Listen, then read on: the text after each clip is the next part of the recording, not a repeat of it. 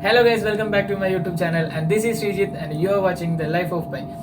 ഇപ്പോൾ കുറച്ച് ദിവസങ്ങളായിട്ട് എനിക്ക് കുറച്ച് പേര് മെസ്സേജ് അയക്കുന്നുണ്ട്, എങ്ങനെയാണ് ഈ ഓപ്പൺ CDC എടുക്കുന്നത്, അതിനെക്കുറിച്ചൊരു വീഡിയോ ചെയ്യുമോ, എന്തൊക്കെയാണ് അതിൻ്റെ ഡീറ്റെയിൽസ്, എന്തൊക്കെയാണ് നമ്മൾ അതിന് ചെയ്യേണ്ടത്, എന്തൊക്കെയാണ് അതിൻ്റെ ഗുണങ്ങളും ദോഷങ്ങളും, അങ്ങനെയൊക്കെ ചോദിച്ചിട്ട് ഒരുപാട് പേര് എനിക്ക് മെസ്സേജ് അയച്ചിട്ടുണ്ടായിരുന്നു. അപ്പോൾ ഇന്നത്തെ വീഡിയോയിൽ ഞാൻ ഓപ്പൺ CDCനെ കുറിച്ച് പറയാമെന്ന് വിചാരിച്ചു. സോ ഇന്ന് നമ്മൾ ഓപ്പൺ CDCനെ കുറിച്ചിട്ടുള്ള മുഴുവൻ ഡീറ്റെയിൽസ്, എനിക്കറിയാവുന്ന മുഴുവൻ ഡീറ്റെയിൽസ് ഞാൻ പറയാൻ പോകുന്നുണ്ട്. സോ വീഡിയോ മുഴുവനായിട്ടും സ്കിപ്പ് ചെയ്യാതെ കാണാൻ ശ്രമിക്കുക. സോ വീഡിയോയിലോട്ട് പോകുന്നതിന് മുമ്പ് എൻ്റെ ചാനൽ ഇനിയും സബ്സ്ക്രൈബ് ചെയ്യാത്തവരാണ് െങ്കിൽ ഒന്ന് സബ്സ്ക്രൈബ് ചെയ്തേക്കുക. സോ നമുക്ക് വീഡിയോട്ട് പോകാം.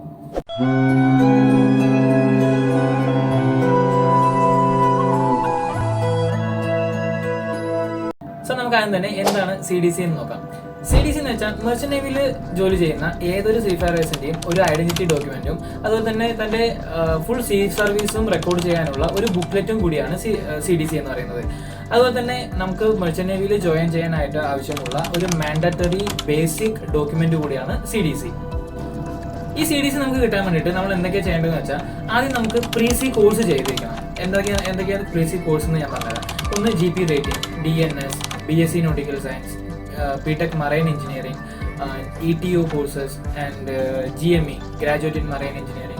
ഇങ്ങനെയുള്ള ഏതെങ്കിലും ഒരു പ്രീസി കോഴ്സ് ചെയ്തതിന് ശേഷം നമ്മുടെ സ്വന്തം ഇൻസ്റ്റിറ്റ്യൂട്ട് തന്നെ, നമ്മൾ ഏത് ഇൻസ്റ്റിറ്റ്യൂട്ടിൽ നിന്നാണോ കോഴ്സ് ചെയ്യുന്നത് അതേ ഇൻസ്റ്റിറ്റ്യൂട്ട് തന്നെ നമുക്ക് STCW എന്ന് പറഞ്ഞിട്ടുള്ള ഒരു 15 ദിവസം മുതൽ 20 ദിവസം വരെ നീണ്ടു നിൽക്കുന്ന STCW കോഴ്സുകളുണ്ട്. അതായത് ഫയർ ഫൈറ്റിംഗ്, അങ്ങനെയുള്ള കുറച്ച് സേഫ്റ്റി റിലേറ്റഡ് ആയിട്ടുള്ള കോഴ്സുകളാണ് ഇതെല്ലാം. അങ്ങനെയുള്ള ഈ STCW കോഴ്സ് ചെയ്തതിന് ശേഷം നമ്മുടെ ഇൻസ്റ്റിറ്റ്യൂട്ട് തന്നെ DG ഷിപ്പിംഗ് എന്ന സൈറ്റിൽ, മെർച്ചന്റ് നേവിയുടെ സൈറ്റ് ആയിട്ടുള്ള DG ഷിപ്പിംഗ് എന്നുള്ള സൈറ്റിൽ നമുക്ക് ഈ CDCക്ക് വേണ്ടിയിട്ട് അപ്ലൈ ചെയ്ത് അങ്ങനെ നമുക്ക് CDC തരികയാണ് ചെയ്യുക. സോ ഇനി ഓപ്പൺ CDC എന്ന് വെച്ചാൽ എന്താണെന്ന് പറയാം. ഈ ഓപ്പൺ CDC എന്ന് വെച്ചാൽ നമുക്ക് ഇപ്പോൾ ആദ്യം തന്നെ പറയാം, പ്രീസി കോഴ്സുകളിൽ നമുക്ക് GP റേറ്റിംഗ് ഒഴികെ വേറെ ഏത് കോഴ്സ് ചെയ്യുകയാണെങ്കിലും, ഇപ്പോൾ DNS ആയിക്കോട്ടെ, BSc നോട്ടിക്കൽ സയൻസ് ആയിക്കോട്ടെ, മറ്റേത് കോഴ്സുകൾ ചെയ്യുകയാണെങ്കിലും അതിന് നമുക്ക് ബേസിക് ആയിട്ടുള്ള ക്വാളിഫിക്കേഷൻ എന്ന് പറയുന്നത് +2 സയൻസ് ആവശ്യമുണ്ട്. +2 സയൻസിൽ നമുക്ക് അതിൽ തന്നെ PCM, ഫിസിക്സ് കെമിസ്ട്രി മാത്സിന്റെ ആവറേജ് ടോട്ടൽ എന്ന് പറയുന്നത് 65% എബോവും ആവശ്യമുണ്ട്.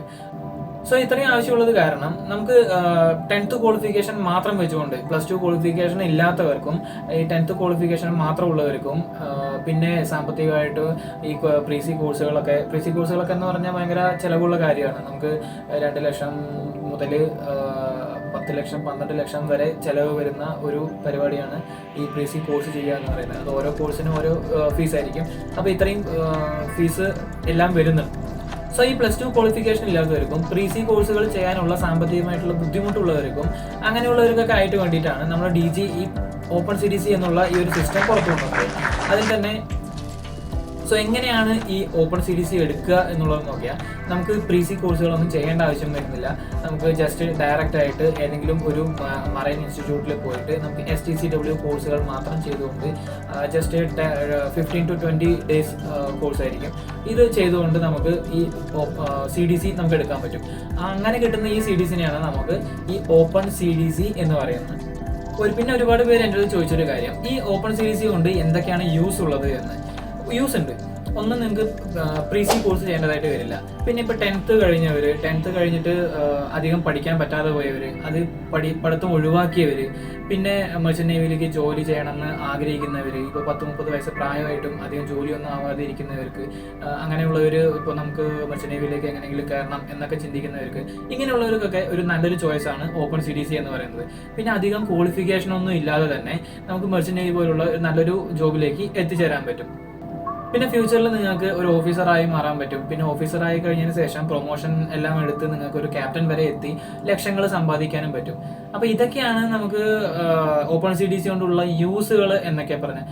പക്ഷേ ഞാൻ ഒരിക്കലും നിങ്ങൾക്ക് ഓപ്പൺ CDC ഒരിക്കലും ഞാൻ പ്രൊമോട്ട് ചെയ്യില്ല. കാരണം ഓപ്പൺ CDCയുടെ പിന്നിൽ ഒരുപാട് നെഗറ്റീവ്സും ഉണ്ട്. അതെന്തൊക്കെയാണെന്ന് ഞാൻ പറഞ്ഞുതരാം.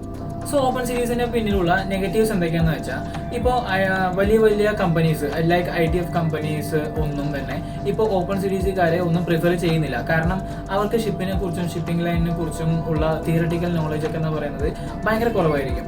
അതുപോലെ തന്നെ ഓഫീസർ ആയതിനു ശേഷം പോലും ഇപ്പോൾ ഒരു ഓപ്പൺ CDC ബാക്ക്ഗ്രൗണ്ട് ഉള്ള ഒരാളെ ITF കമ്പനീസും നല്ലൊരു വലിയ കമ്പനീസ് ഒന്നും പ്രിഫർ ചെയ്യുന്നില്ല. അതുപോലെ തന്നെ ജോലി സാധ്യത ഭയങ്കര കുറവാണ്. ജോലി ഓപ്പൺ CDC എടുത്തതിന് ശേഷം ഇപ്പോൾ ജോലി സാധ്യത എന്ന് പറയുന്നത് ഭയങ്കര കുറവാണ്. കാരണം അധികം ചിലവൊന്നും ഇല്ലാതെ തന്നെ ഓപ്പൺ CDC ഇപ്പോൾ എടുക്കാൻ പറ്റുന്നത് കൊണ്ട് ഇപ്പോൾ ഓപ്പൺ CDCക്കാരുടെ എണ്ണം എന്ന് പറയുന്നത് കമ്പാരിറ്റീവ്ലി ഭയങ്കര കൂടുതലാണ് ഇപ്പോൾ. അതുകൊണ്ട് തന്നെ ജോലി സാധ്യത എന്ന് പറയുന്നത് ഭയങ്കര കുറഞ്ഞു പോയിരിക്കുകയാണ് ഓപ്പൺ CDCക്കാർക്ക്. ബിക്കോസ് നമുക്കിപ്പോൾ ഏതൊരു കമ്പനിയിൽ പോയാലും അവർ ആദ്യം പ്രിഫർ ചെയ്യുന്നത് എന്ന് പറയുന്നത് പ്രീസി കോഴ്സ് ചെയ്ത ആരെങ്കിലും ഒരാളെ ആയിരിക്കും. ഇപ്പം നമ്മളൊരു ഓപ്പൺ CDCക്കാരനും അല്ലെങ്കിൽ ഒരു GP റേറ്റിംഗ് കാരനോ ഒരു പോയി എന്ന് പറഞ്ഞാൽ ആദ്യം അവർ പ്രിഫർ ചെയ്യുന്നത് GP റേറ്റിംഗ് കാരനെ ആയിരിക്കും. അതുകൊണ്ടൊക്കെ തന്നെ ഇവർക്ക് ഇപ്പോൾ ഓപ്പൺ CDC എടുത്തവർക്ക് ജോലി സാധ്യത എന്ന് പറയുന്നത് ഭയങ്കര കുറവ് തന്നെയായിരിക്കും.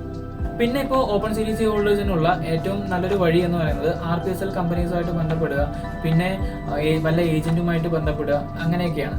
അപ്പോൾ ഈ ഏജന്റുമായിട്ട് ബന്ധപ്പെട്ട് കഴിഞ്ഞാൽ അവർക്ക് 4-5 ലക്ഷമൊക്കെ കൊടുത്തിട്ട് തുടക്കകാലത്ത് 4-5 ലക്ഷമൊക്കെ കൊടുത്തിട്ട് വേണം ജോയിൻ ചെയ്യാൻ. ഈ 4-5 ലക്ഷം കൊടുത്ത് ജോയിൻ ചെയ്ത് വീണ്ടും ഇവർ സൈൻ ഓഫ് ചെയ്ത് വന്നു കഴിഞ്ഞാലും വീണ്ടും ജോയിൻ ചെയ്യാൻ ചിലപ്പോൾ വീണ്ടും പൈസ കൊടുക്കേണ്ടതായിട്ട് വരുന്നുണ്ട്. അങ്ങനെയൊക്കെ ഇതിന്റെ നെഗറ്റീവ് പാർട്സ് ഒരുപാടുണ്ട്. ഈ പറയുന്ന RPSL കമ്പനീസിലൊക്കെ നമ്മൾ ബന്ധപ്പെട്ട് കഴിഞ്ഞാൽ ഇപ്പോൾ RPSL കമ്പനീസ് എല്ലാ കമ്പനീസിലും ഒരുപാട് ഏജന്റുമാർ പിടിച്ചു വെച്ചിട്ടുണ്ട്. കാരണം ഇന്നത്തെ മെർച്ചന്റ് നേവി എന്ന ഫീൽഡ് തന്നെ അങ്ങനെ ആയിക്കഴിഞ്ഞു. ഒരുപാട് പേര് ഇപ്പോൾ ജോലി കിട്ടാതെ നടക്കുന്നവർക്കൊക്കെ ഈ ഏജന്റുമാരുമായി ബന്ധപ്പെട്ട് ഏജന്റ് വഴി കയറേണ്ടതായിട്ടുള്ള അവസ്ഥ ഒരുപാട് പേർക്ക് വന്നിട്ടുണ്ട്. കുറേ ഏജന്റുമാർ അവരെ പറ്റിക്കുന്നവരുണ്ട്. നമ്മൾ അതൊക്കെ സൂക്ഷിച്ച് വേണം ഈ ഫീൽഡിലേക്ക് വരാൻ തന്നെ. ഒരുപാട് ഏജന്റുമാരുണ്ട്. ഇപ്പോൾ കാശ് മേടിക്കും, പിന്നെ ജോയിൻ ചെയ്ത് തരാം, ഈ വെസലിൽ ജോയിൻ ചെയ്യാം, ആ വെസലിൽ ജോയിൻ ചെയ്യാം എന്നൊക്കെ പറഞ്ഞാൽ നിങ്ങൾക്ക് കാശ് ഒരുപാട് മേടിക്കും, പിന്നെ ജോയിൻ ചെയ്യിപ്പിക്കില്ല, നമ്മളെ ഒരുപാട് വെയിറ്റ് ചെയ്യിപ്പിക്കും, പിന്നെ കാശ് കൊണ്ട് മുങ്ങിക്കളയും. അങ്ങനെയുള്ള ഒരുപാട് അവസ്ഥകളും ഈ ഫീൽഡിൽ വരുന്നുണ്ട്. അപ്പോൾ ഓപ്പൺ CDC ആയിട്ട് എന്തായാലും ജോലി കിട്ടാൻ ഭയങ്കര ബുദ്ധിമുട്ടായത് കാരണം മാക്സിമം ഈ ഓപ്പൺ CDC എടുത്തവരെല്ലാവരും ഈ ഏജന്റുമായി ബന്ധപ്പെട്ട് കയറാൻ തന്നെയാണ് ശ്രമിക്കുന്നത്. അപ്പോൾ അങ്ങനെ നല്ലൊരു ഏജന്റിനെ കണ്ടുപിടിക്കുക, ജോയിൻ ചെയ്യുക എന്നൊക്കെ പറയുന്ന ഒരു പ്രോസസ്സ് തന്നെ മുഴുവനായിട്ടും ഭയങ്കര ഡിഫിക്കൽട്ട് ആയിരിക്കും. ഇപ്പോൾ ഫ്രഷേഴ്സിനെ ഒരിക്കലും ഒരു കമ്പനി ഒരു ഫ്രഷേഴ്സിനെ എടുക്കുന്നില്ല. അതാണ് ഇപ്പോഴത്തെ അവസ്ഥ. ഇപ്പോൾ GP റേറ്റിംഗ് കഴിഞ്ഞവരായിക്കോട്ടെ, DNS കഴിഞ്ഞവരായിക്കോട്ടെ, ഏത് കോഴ്സ് കഴിഞ്ഞവരായിക്കോട്ടെ, ഇപ്പോൾ പ്രീസി കോഴ്സ് ഏത് ചെയ്താലും അവരെ ഇപ്പോൾ എടുക്കുന്നില്ല. അങ്ങനെയുള്ള ഒരു അവസ്ഥയിൽ ഈ ഏത് പ്രീസി കോഴ്സ് ചെയ്ത് വന്നവർക്ക് പോലും 4-5 ലക്ഷം രൂപ കൊടുത്തിട്ട് കമ്പനിയിൽ ഡയറക്റ്റ് ആയിട്ടോ അല്ലെങ്കിൽ ഏജന്റ് വഴിയായിട്ടോ അങ്ങനെ ഇത്രയും പൈസയൊക്കെ കൊടുത്തിട്ടാണ് പലരും ഇപ്പോൾ ജോലിക്ക് കയറുന്നത്. പിന്നെ ഉള്ളൊരു കാര്യം എന്താണെന്ന് വെച്ചാൽ ഓഫീസറൊക്കെ ആവാൻ പറ്റും. പക്ഷേ ഓഫീസറിൽ ആവാൻ വേണ്ടിയിട്ട് അവിടെ എത്താനുള്ള ഒരു ടൈം ഡിസ്റ്റൻസ് എന്ന് പറയുന്നത്, ഒരു ദൂരം എന്ന് പറയുന്നത് ഭയങ്കര കൂടുതലാണ്. കാരണം ഇപ്പോൾ GP റേറ്റിംഗ് കഴിഞ്ഞ ഒരാൾക്ക് വാച്ച് കീപ്പിംഗ് എടുക്കാൻ വേണ്ടിയിട്ട് ജസ്റ്റ് 6 മാസം മതി, സി സർവീസ് മതി. പക്ഷേ ഇപ്പോൾ ഓപ്പൺ CDC എടുത്തിട്ടാണ് വരുന്നതെങ്കിൽ അവർക്ക് 15 മാസം, ഡെക്ക് സൈഡിലാണെങ്കിൽ 15 മാസവും പിന്നെ എഞ്ചിൻ സൈഡിലാണെങ്കിൽ 12 മാസവും അവർക്ക് സി ടൈം ആവശ്യമുണ്ട് വാച്ച് കീപ്പിംഗ് എടുക്കാൻ. ഈ വാച്ച് കീപ്പിംഗ് എടുത്തതിന് ശേഷം വീണ്ടും 18 മാസത്തെ സി സർവീസ് വേണം നിങ്ങൾക്ക് COP എടുക്കാൻ. COP എടുത്തതിനൊക്കെ ശേഷമാണ് പിന്നെ നിങ്ങൾക്ക് സെക്കൻഡ് മേറ്റ് ഓഫീസറായിട്ടുള്ള റാങ്കിലേക്ക് കയറാനായിട്ട് പറ്റുള്ളൂ. അപ്പോൾ ഇങ്ങനെ നമ്മൾ ഇത്രയും പ്രോസസ്സ് ചെയ്ത് വരുമ്പോഴേക്കും നിങ്ങൾക്ക് 4-5 വർഷം എന്തായാലും പോകും. ഇത്രയും മാസത്തെ എക്സ്പീരിയൻസ് വേണം. അതെല്ലാം കഴിഞ്ഞ് വന്ന് നിങ്ങൾ COP എടുത്ത് COCക്ക് അപ്ലൈ ചെയ്യാന്നൊക്കെ എന്ന് പറയുന്നത് ഭയങ്കര ലോങ് പ്രോസസ്സാണ്. അതുപോലെ തന്നെ ഓപ്പൺ CDC ഹോൾഡേഴ്സിന് ഇന്ത്യൻ COCക്ക് വേണ്ടിയിട്ട് അപ്ലൈ ചെയ്യാൻ കഴിയുന്നില്ല. അവർക്ക് സിംഗപ്പൂർ, UK അങ്ങനെയുള്ള ഏതെങ്കിലും വൈറ്റ് COCക്ക് അപ്ലൈ ചെയ്യേണ്ടി വരും. അല്ലെങ്കിൽ ജസ്റ്റ് ഹോണ്ടറോസ് അല്ലെങ്കിൽ കുക്ക് ഐലൻഡ് അങ്ങനെയുള്ള ഏതെങ്കിലും ഒരു COC എടുക്കേണ്ടതായിട്ട് വരും. കമ്പാരിറ്റീവ്ലി വൈറ്റ് COCനെ വെച്ചിട്ട് ഈ ഹോണ്ടറസ്, കുക്ക് ഐലാൻഡ് എന്നീ COCകൾക്കൊക്കെ സാലറി കമ്പാരിറ്റീവ്ലി കുറവായിരിക്കും. പക്ഷേ എന്നിരുന്നാലും നല്ല സാലറി തന്നെയാണ് അവിടെയും ഉള്ളത്. അപ്പോൾ ഇതിൽ നിങ്ങൾക്ക് ഉള്ളൊരു നെഗറ്റീവ് പാർട്ട് എന്താണെന്ന് വെച്ചാൽ, ഇപ്പോൾ ഇന്ത്യൻ COC എടുക്കാൻ പറ്റാത്തത് കൊണ്ട് പുറത്ത് UK അല്ലെങ്കിൽ നല്ലൊരു COC ആവശ്യമായിട്ട് ഉണ്ടെങ്കിൽ നിങ്ങൾക്ക് UK അല്ലെങ്കിൽ സിംഗപ്പൂർ എന്നുള്ള ഏതെങ്കിലും രാജ്യങ്ങൾ സെലക്ട് ചെയ്യേണ്ടതായിട്ട് വരും. ഇങ്ങനെ നിങ്ങൾ UK സെലക്ട് ചെയ്തെന്ന് വെച്ചാൽ അവിടെ സെക്കൻഡ് മേറ്റ് COC നിങ്ങൾക്ക് എടുക്കാൻ വേണ്ടിയിട്ട് 20 ലക്ഷത്തിനടുത്ത് നിങ്ങൾക്ക് ചിലവാക്കേണ്ടതായിട്ട് വരും. അപ്പോൾ ഇത്രയും കാലം നിങ്ങൾ എക്സ്പീരിയൻസ് എടുത്ത് വന്ന അത്രയും പൈസ നിങ്ങൾ അവിടെ കൊണ്ട് ചിലവാക്കേണ്ടി വരും ഈ COC എടുക്കാൻ വേണ്ടിയിട്ട്. അങ്ങനെയുള്ളൊരു പാർട്ടും കൂടെ ഉണ്ട് ഇതിൽ. ഇതൊക്കെ ഇതിന്റെ നെഗറ്റീവ് പാർട്സ് ആണ്. ഇപ്പം നിങ്ങൾ ഏതെങ്കിലും കോഴ്സ് ചെയ്തിട്ട് GP റേറ്റിംഗ് അല്ലെങ്കിൽ ഏതെങ്കിലും കോഴ്സ് ചെയ്ത് വന്ന് നിങ്ങൾ എക്സ്പീരിയൻസ് സി സർവീസ് ഒക്കെ ചെയ്ത് സി ടൈം ഒക്കെ കംപ്ലീറ്റ് ആക്കി നിങ്ങൾക്ക് COCക്ക് വേണ്ടിയിട്ട് നിങ്ങൾ ട്രൈ ചെയ്യുകയാണെങ്കിൽ നിങ്ങൾക്ക് ഇന്ത്യൻ COC തന്നെ എടുക്കാൻ പറ്റും. ചിലവ് ഭയങ്കരമായിട്ട് കുറയും. കമ്പാരിറ്റീവ്ലി നമുക്ക് ഭയങ്കര ചിലവ് കുറവാണ് ഇന്ത്യൻ COC എടുക്കാൻ. പക്ഷെ എന്തൊക്കെ പറഞ്ഞാലും തുടക്ക സമയത്ത് മാത്രമാണ് ഇത്രയും ബുദ്ധിമുട്ടുകൾ എല്ലാവർക്കും അനുഭവിക്കേണ്ടതായിട്ട് വരുള്ളൂ. കാരണം തുടക്ക സമയം എന്ന് പറയുന്നത് കുറച്ച് ഡിഫിക്കൽട്ട് തന്നെയാണ്. അതിപ്പോൾ കോഴ്സ് ചെയ്തവർക്കും കോഴ്സ് ചെയ്യാത്തവർക്കും ആരാണെങ്കിലും ബുദ്ധിമുട്ട് തന്നെയാണ്. അതിൽ കുറച്ചും കൂടെ കൂടുതൽ ഡിഫിക്കൽട്ടി ആയിരിക്കും ഓപ്പൺ CDC ഹോൾഡേഴ്സിന്. അപ്പോൾ ഇത്രയും കാര്യങ്ങൾ ഞാൻ പറഞ്ഞത് നിങ്ങൾക്ക് മനസ്സിലായിട്ടുണ്ടാവും എന്ന് വിചാരിക്കുന്നു. I hope you understood. And നിങ്ങൾക്ക് ഇപ്പോൾ ഓപ്പൺ CDC എടുക്കാൻ പോകുന്നവരോട്, ഓപ്പൺ CDC എടുക്കാൻ നിൽക്കുന്നവരോട് എനിക്കൊന്നേ പറയാനുള്ളൂ, think before you go for open CDC. And open CDC എടുത്തിട്ട് മെർച്ചന്റ് നേവിയിലേക്ക് വരണോ അതോ ഒരു നല്ലൊരു പ്രീസി കോഴ്സ് ചെയ്തിട്ട് വരണോ എന്നുള്ളത് നിങ്ങൾ തീരുമാനിക്കുക. ഇനി എടുത്ത് കഴിഞ്ഞ് ജോലിക്ക് കയറാൻ വേണ്ടി വെയിറ്റ് ചെയ്യുന്നവരോട് എനിക്കൊന്ന് പറയാനുള്ളൂ, നിങ്ങളുടെ സമയം വരും. Be patient, do hard work and wait for it. നിങ്ങളുടെ സമയവും വരും. സോ മാക്സിമം എല്ലാവരും ഏതെങ്കിലും ഒരു പ്രീസി കോഴ്സ് ചെയ്യാൻ ശ്രമിക്കുക. ഏതെങ്കിലും കോഴ്സ് ചെയ്തതിന് ശേഷം ഒരു പ്രോപ്പർ വേയിൽ മെർച്ചന്റ് നേവിയിലേക്ക് വരാൻ ശ്രമിക്കുക. സോ എങ്ങനെയാണ് ഒരു പ്രോപ്പർ വേയിൽ മെർച്ചന്റ് നേവിയിലേക്ക് ജോയിൻ ചെയ്യേണ്ടത്, എന്തൊക്കെയാണ് അതിന് ചെയ്യേണ്ടത്, എന്തൊക്കെയാണ് അതിൻ്റെ ഡീറ്റെയിൽസ് എന്നുള്ളതിനെ കുറിച്ചിട്ട് ഞാൻ അടുത്തൊരു വീഡിയോ ചെയ്യുന്നതായിരിക്കും.